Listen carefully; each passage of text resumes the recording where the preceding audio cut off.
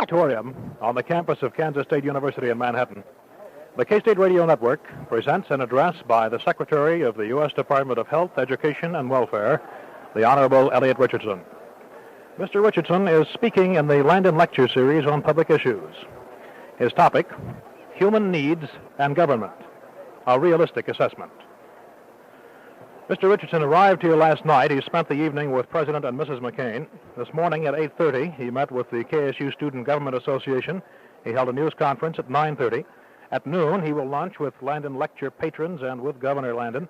And this afternoon, he'll attend more student meetings, including those with the KSU Black Student Union, the Chicano group on our campus, and the Collegiate Young Republicans.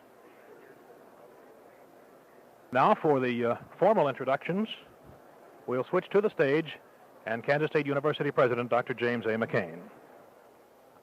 I'm pleased to welcome all of you here in the Kansas State University Auditorium to this first convocation of the spring semester of 1972 in the Alfred M. Landon Lecture Series on public issues. I welcome with equal enthusiasm the thousands of people that I'm sure will watch today's program live on television or hear it over the radio, or who may have occasion to be in an audience that will see it again when it's televised tonight.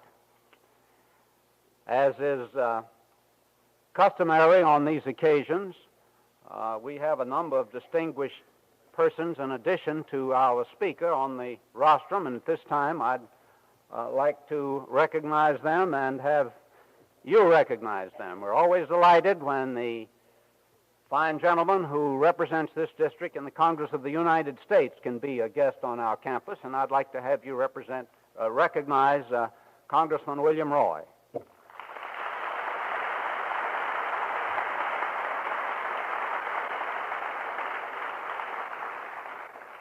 As I believe you all know by now, a group of some 50 prominent Kansans serve as patrons for the Landon Lecture Series and are guests of honor on the campus when we have Landon Lectures.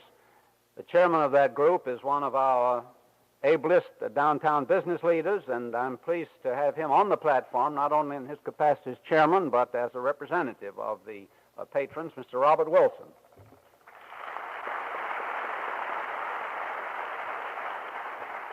And I'm sure you'd like to recognize the chairman of the Student Faculty Convocation Committee of Kansas State University, who is in charge of arrangements for the Landon Lectures, Mr. Joseph Hyder, Dr. Hyder.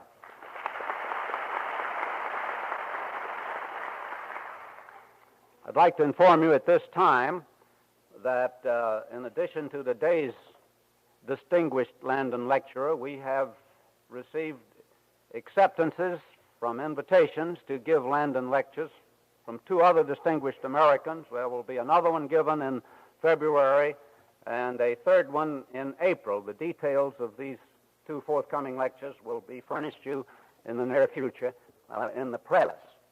Many of you, no doubt, are wondering where the man is in whose honor we conduct this lecture series. Governor Landon, because of weather conditions, was delayed in leaving Topeka. He will be here. He's being brought to Topeka by a highway patrol car, and I will give him an appropriate, I hope, introduction. Well.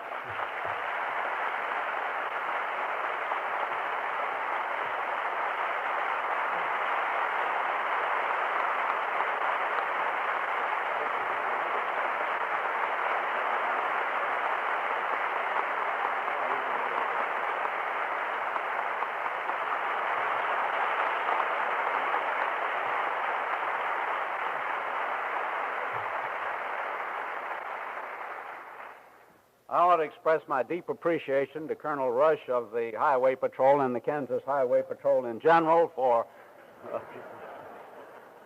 the promptness with which the governor was brought here. I will refrain from telling you the hour at which they departed from Topeka because there might be a suggestion here that the speed limits were exceeded, and I'm sure that wasn't the case. I suspect that the driver used shortcuts instead of breaking the law. But Governor Landon, once more, it's my pleasure on behalf of our entire university to recognize you not only as the most distinguished citizen of Kansas, but as the most distinguished adopted son of Kansas State University. And I must chide you just a bit this morning. This is the first time in this entire series of great lectures that you have appeared on the platform without wearing a purple tie.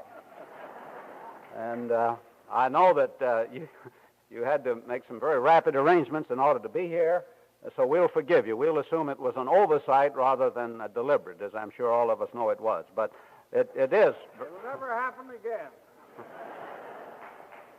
And now,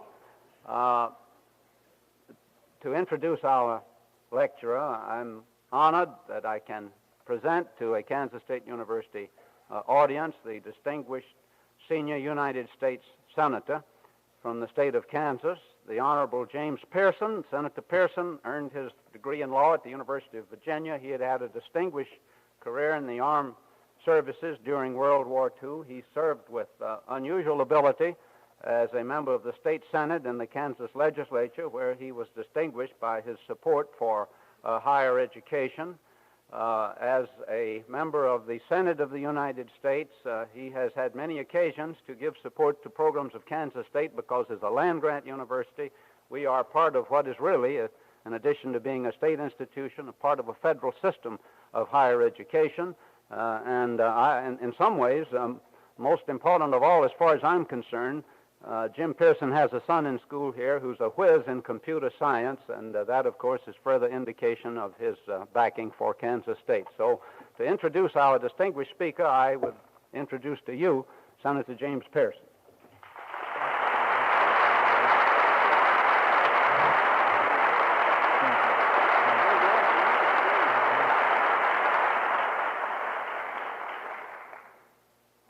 Dr. McCain, Governor Landon, Congressman Roy, Mr. Wilson, members of the faculty and students, guests, ladies and gentlemen.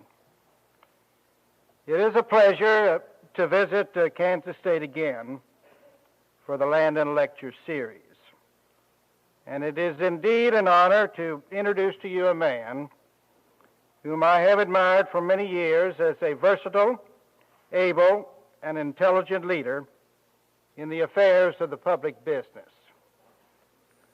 While he has demonstrated the ability to bring imagination to programs and policies, he's also demonstrated an ability to handle heavy administrative responsibilities as the Secretary of Health, Education, and Welfare, and he has also achieved high public office in his native state of Massachusetts. During the Second World War, he was decorated for his service in Europe, where he went ashore on D-Day in Normandy with the 4th Infantry Division. He served in the Eisenhower administration as Assistant Secretary of Health, Education, and Welfare, with the responsibility for developing legislative proposals in the fields of education, social welfare, and public health. The National Defense Education Act, which has benefited many students in Kansas institutions of higher learning, was drafted and enacted as a result of his efforts. As Attorney General of the Commonwealth of Massachusetts, he initiated a concerted attack upon organized crime and moved against consumer fraud. Called back to Washington in January of 1969, he served in the post of Undersecretary of State and a member of the President's National Security Council. And he did so until he assumed, at the request of the President, the challenging and demanding position of Secretary of Health and Education and Welfare. Because the Secretary and I are of the same age, I will not tell you how old he is, but I would comment to the students here that here is a man by thought and act and conscience does not stand on the other side of the establishment boundary. And so it is with great pleasure that I have the opportunity to introduce to you the very Honorable Secretary of Health, Education, and Welfare, Elliot Richardson. Thank you very much, Jim. Thank you.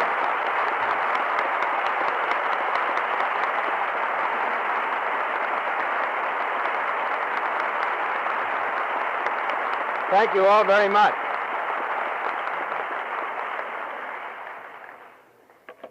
Thank you very much, Senator Pierson, for those very warm and generous words of introduction. Governor Landon, President McCain, Dr. Roy, Mr. Wilson, Dr. Haida, ladies and gentlemen. I view as a very distinct honor as well as a great personal privilege this opportunity to participate in a series of lectures bearing the name of one of this nation's great elder statesmen and one of her most distinguished citizens. It's a pleasure for me also at last to have the opportunity to meet a man for whom I campaigned in Massachusetts in 1936. I apologize, Governor Landon, for not having done more to assure that you carried Massachusetts. But it is gratifying that as the years have passed, more and more people have come to appreciate what a great candidate we had in 1936 and what a great citizen of the nation and the world we have in you today. It is fitting that this lecture series be delivered in Kansas, the state in whose soil your roots are so firmly planted. It is fitting also that this series of lectures has been delivered by Americans representing every part of the nation, every sphere of public service, and the full spectrum of the political rainbow, because Governor Landon's interests and activities in public affairs span just that broad and varied a range. President Nixon, who, of course, as all of you know, delivered a Landon Lecture here in September of 1970, asked that I bear his warmest personal regards to you, Governor Landon, and to the students, faculty, and administrators of this university. I speak to you today not only as a public official, but as a private citizen who is deeply and increasingly troubled about a major phenomenon of our age, the growing gap between what people expect of their government and the ability of the government to meet those expectations. The founders of this diverse and complex nation and each succeeding generation set themselves truly awesome tasks to perform. For the most part, their aspirations and their capabilities have been within hailing distance of each other. But in our time, great though the growth in our resources, the growth in our expectations has been even greater. Today, those expectations are like some giant helium-filled balloon cast loose from its moorings, sailing beyond sight. The widening of this gap between what we want and what we can do is the more troublesome because it parallels unprecedented progress in virtually every field of endeavor. No student of history or of current events could honestly deny the evidence that by virtually any yardstick one might name, we are constantly and consistently moving closer toward fulfilling the original promises upon which the United States was founded. We have not only retained our original freedoms, but have enlarged upon them significantly, particularly with respect to civil rights. We are, as individuals, healthier and longer lived. We are better educated, better paid for our work, and at least some of us are capable of enjoying material goods on a scale that, if anything, causes twinges of conscience. The number of people living in poverty is not only a relatively small proportion of our total population, but a proportion which has declined over the past decade. And few of this number, no matter how unconscionable their relative hardship, are afflicted with the miseries that commonly constitute poverty in most of the remainder of the world. Our national discontent in the face of such positive measures of our progress was in effect predicted for us many years ago by that wise French observer Alexis de Tocqueville when he wrote, quote, "The evil which was suffered patiently as inevitable seems unendurable as soon as the idea of escaping from it crosses men's minds. All the abuses then removed call attention to those that remain, and they now appear more galling. The evil, it is true, has become less, but sensibility to it has become more acute." De Tocqueville expressed an insight that has been true for all societies in all ages, but in our society a revolution, the revolution of rising expectations, has been gathering ever-increasing momentum. Instead of finding satisfaction in the achievement of long-sought goals, we wonder why even grander goals elude our grasp. In such a framework, our successes, compared with our ever-escalating expectations, tend to appear as failures. There is, besides, much actual failure. Exaggerated promises, ill-conceived programs, over-advertised cures for intractable ailments, cynical exploitation of valid grievances, entrenched resistance to necessary change, the cold rigidity of centralized authority, inefficient use of scarce resources, all these add to frustration and foster disillusionment. Population growth, technological change, mass communications, and big government, meanwhile, have been progressively submerging the individual sense of personal significance in a gray, featureless sea of homogenized humanity. In a country which has been dedicated from its beginning to the liberation of human aspirations and the fulfillment of human potential, these massive changes result in vague feelings of anxiety and unease. We yearn for a greater voice in, a greater impact on the processes that affect our lives. We long to make a difference. President Nixon spoke sensitively of our feelings at this stage in history when he said in his recent State of the Union message, and I quote, "We have been undergoing self-doubts and self-criticism, but these are the other side of our growing sensitivity to the persistence of want in the midst of plenty and of our impatience with the slowness with which age-old ills are being overcome. If we were indifferent to the shortcomings of our society, or complacent about our institutions, or blind to the lingering inequities, then we would have lost our way. The fact that we have these concerns is evidence that our ideals are still strong." These self-doubts and this self-criticism might be largely positive in effect, but for one serious consequence: their tendency to undercut confidence in the integrity of all government and all governmental leadership. Opinion surveys made over the past decade show a steady and continuing erosion of such confidence in government. This erosion must be checked, and I believe that it can be. First, government must carefully limit its promises to its capacity to perform. Government must give the people the information they need to make reasoned choices. We must, in short, come clean with the people, and we must trust their ability to deal with the hard choices that a shortage of resources imposes. A second necessary component of the counterattack I prescribe also involves truth.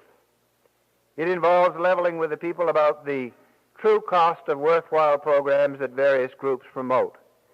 It means putting to rest the simplistic that all we need utopia here and now is to, quote, reorder our priorities, unquote. Finally, we must better utilize the resources at our command. We must eliminate the waste, the duplication, and the inefficiencies that dilute and diminish our efforts, all our institutional credibility. One major aspect of the growing gap between promise and performance is the difference between the amount the Congress authorizes in the way of expenditures and the amount it actually appropriates to do the job. For the Department of Health, Education, and Welfare alone, the gap has reached enormous proportions. In 1964, the difference between authorizations and appropriations for HEW programs was only $200 million. In the current fiscal year, authorizations for HEW programs exceed appropriations by $6 billion. Pending legislation is likely to add another $9 billion to our spending authority, when announced in the President's budget message today will total some $38 billion in the current year. Authorizations to spend are by the public as by Congress and made payable to the people. Failure to make good these promissory notes cannot help but breed disillusionment and discontent. But the wide divergence between authorizations and appropriations is only a part of what could be called untruth in legislation. Another type is characterized by the kind of legislation that purports to find solutions to problems by simply creating a new agency of government, with the end result often being a further confusion of lines of responsibility and authority, a further fragmentation of services. Into this category fall current proposals that would create separate departments of health and education, or create a National Institute of Gerontology, or establish a separate product safety agency to replace the Food and Drug Administration. Such proposals are often nothing more than reorganization of government for reorganization's sake. And while the public may perceive them as representing new onslaughts against old problems, in fact, they often slow progress by constructing new bureaucratic layers and requiring the systems already out.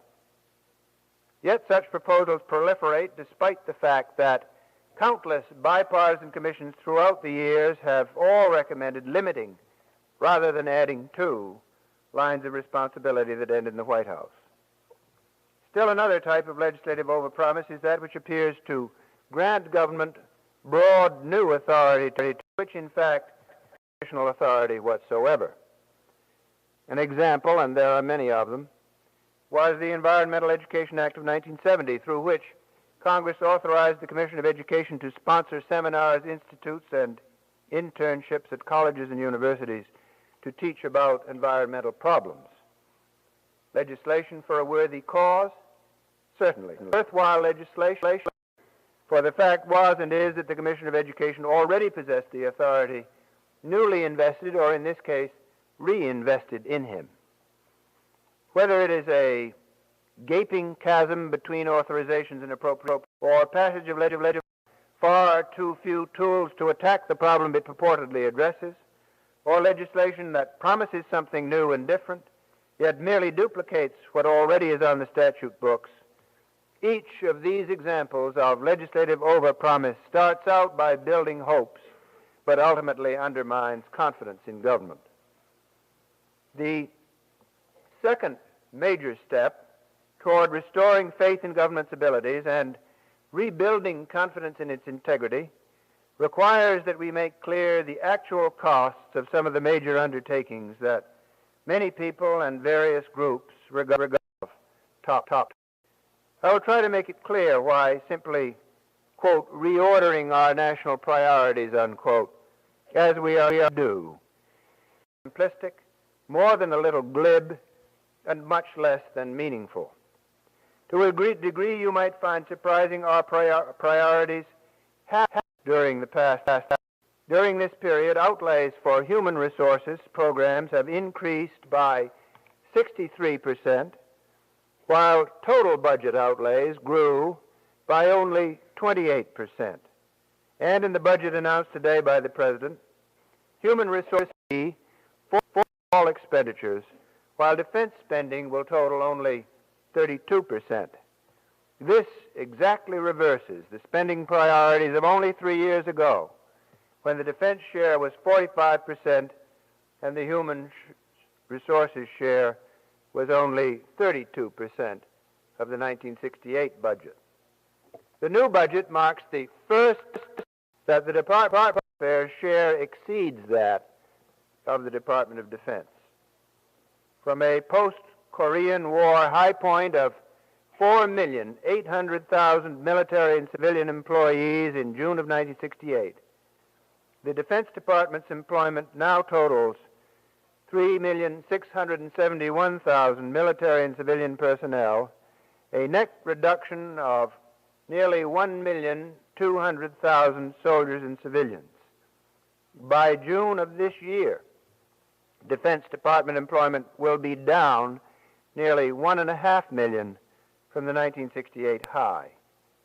But despite this rather dramatic, even drastic reordering of military domestic priorities, domestic problems remain unsolved, in large part because the major issues remain unresolved. Focused on the need to choose among the literally thousands of competing claims on our national tax resources. Moreover, in far too many instances, we refrain from closely examining the costs of satisfying these claims. Consider, if you will, the following list of widely accepted goals, but whose them? Fulfillment of the objectives of the right to read effort, homemaker services and vocational rehabilitation services for all who need them, good compensatory education for every disadvantaged child. Now, these programs, however worthy, represent just a partial listing of what many people would regard as top priorities.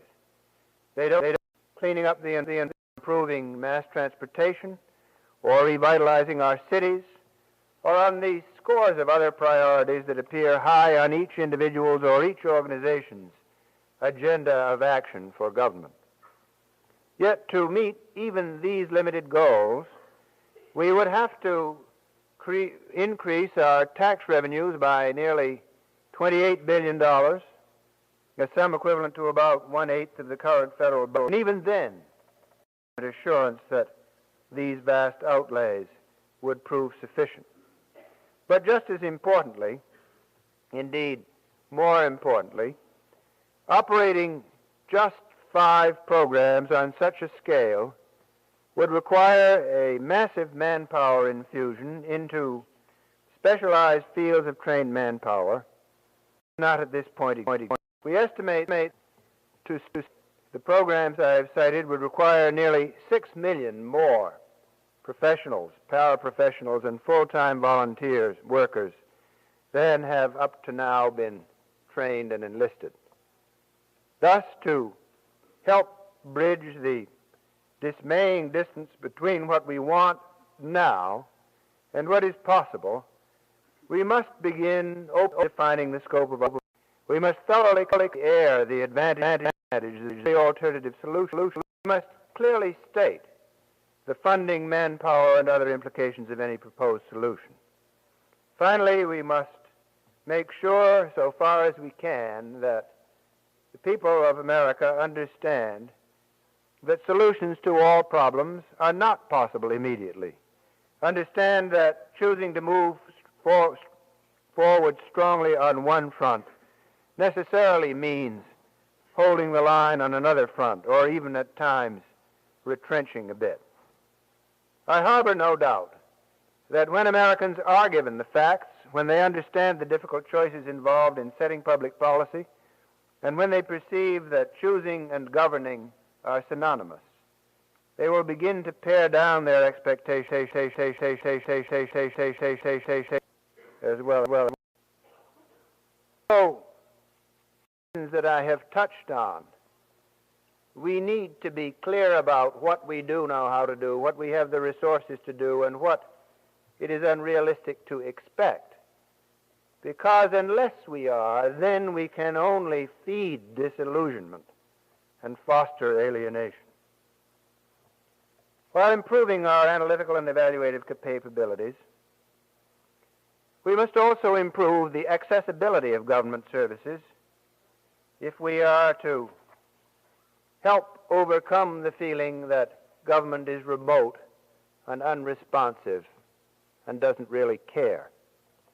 Nothing is more damaging to public government to function than propensity to subdivide a person's problems, parceling them out for solution to a veritable host of different agencies, most of which maintain little of any contact with each other, while the whole person is lost sight of. As an example of this fragmentation, consider the plight of just one welfare mother who, like most people, has a variety of problems. As she struggles to free herself from dependency, she must deal with entirely separate agencies, many of which maintain only the loosest of ties. Perhaps her needs include counseling or rehabilitative services to overcome a physical handicap. Include also need to develop a skill that would make her employable. This, in turn, if she can get a job, will require some provision for daycare services for her children. And there may be needs for homemaker services in the care of an elderly relative who shares her home. If this is the total list of her service needs, and many persons have far more extensive needs than this, she is certain to face an endless round of visits to different agencies. She will be shuttled from one office to another, given incomplete information, and almost surely will emerge hopelessly confused. Nowhere can she find one person or even one agency that is responsible for analyzing the various problems she faces and helping her navigate through the labyrinthine system. Is it any wonder that she grows discouraged? And is it any wonder that non-poor taxpayers, seeing the system's failure time and time again to break the dependency cycle, grow equally frustrated? This administration is determined to build bridges between service agencies at all levels of government, to help rid them of their petty jealousies and predilection for bureaucratic infighting, and to encourage them to begin treating people with problems as just that, people. The Allied Services Act of 1972, soon to be introduced in the Congress, will offer states and local governments both the tools and substantial incentives to achieve an integration of their currently fragmented services. As President Nixon said in describing the new legislation in his State of the Union address, quote, good men and good money can be wasted on bad mechanisms. By giving those mechanisms a thorough overhaul, we can help restore the confidence of the people in the capacities of their government. End of quote. As the head of a federal department that operates more than 250 separate categorical programs, I am all too well aware of the bureaucratic maze we have imposed on states and local communities. The examples are endless of the dedicated people seeking to respond to some urgent community need who have been driven to despair by their inability to penetrate this jungle of red tape. The federal government has too often lost sight of the needs of the actual providers of services in our communities all across the country, the frontline troops, in effect, those who heal and teach and serve. Instead of giving such people the planning and logistical support they need, we too often get in their way. I'm convinced that the Allied Services Act of 1972 will put into place the kinds of mechanisms needed to strengthen our ability to respond with a minimum of waste to human needs. It is, in my opinion, institutional reform of the kind that is critically needed if we are to make the best use of the resources we have. Let me emphasize again, however, that no amount of red tape slashing, no amount of added efficiency, no amount of greater cost effectiveness will suddenly make all our hopes immediately realizable. The fact remains that we do not now have, nor will we have in any foreseeable future, at least in the short range, the resources necessary to attack all our problems at once. I am having various kinds of studies made in the department that will help to expose this shortfall. I gave you figures earlier with respect to a series of 5 programs, bringing up a need for some $28 billion and 6 million people. But if you were to take a different slice of HEW programs and try to measure the shortfall in services alone, for example, the closest figure we can come to now is that you would need to double outlays from about $50 billion, federal, state, and local, to at least $100 billion, federal, state, and local. And the numbers of additional people would be in the order of 10 or 15 million. Now, even if, therefore, we did have the money, and obviously we couldn't get it except by diverting it from other uses, including the kinds of things that people use money for in their own lives, because only a massive increase in taxation would produce it, we wouldn't be able to find the numbers of people required.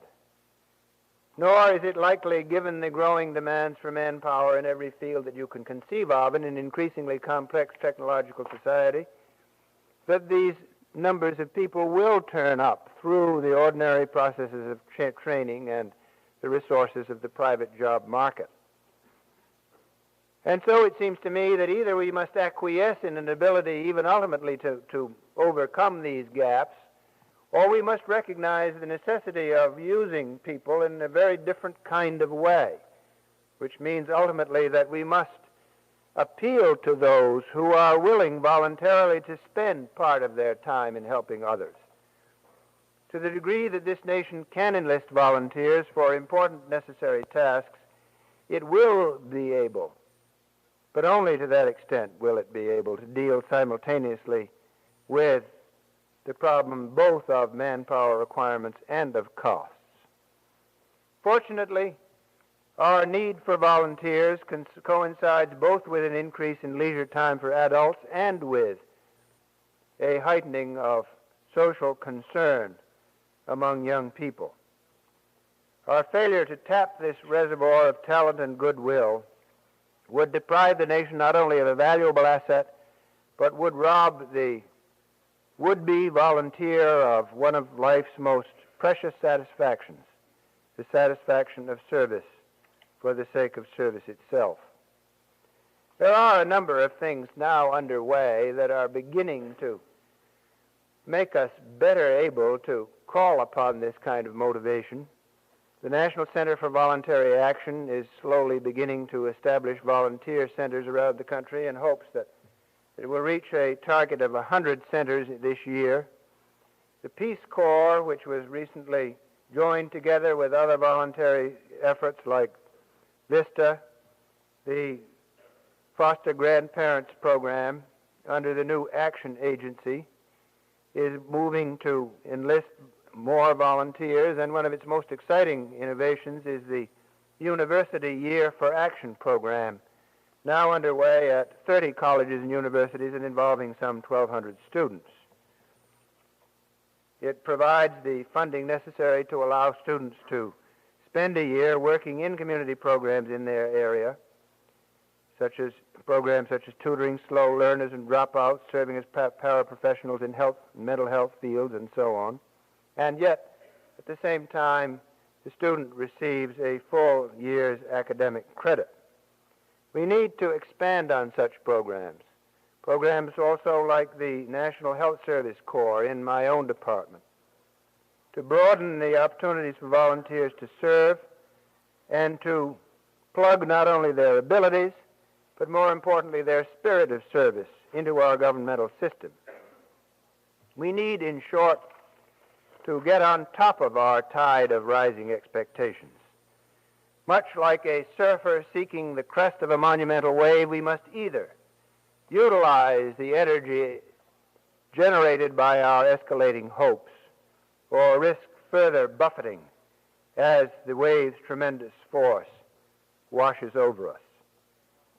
It is to the great credit of our nation, as the President said, that such hopes exist at all. Without our unparalleled past progress, we would not dare hope for, much less expect, so much more. Whether we realize our dreams, whether we fulfill the promise of America, is ultimately dependent on our compassion and generosity. Government can be relevant. It can be an effective device for meeting critical citizen needs. It can function as it should, as an extension of the people's will. But whether it does or not is dependent on our willingness to demand relevancy, to demand efficiency, and to demand truthfulness, and to back up our demands with a commitment to make representative democracy function as it should. Thank you.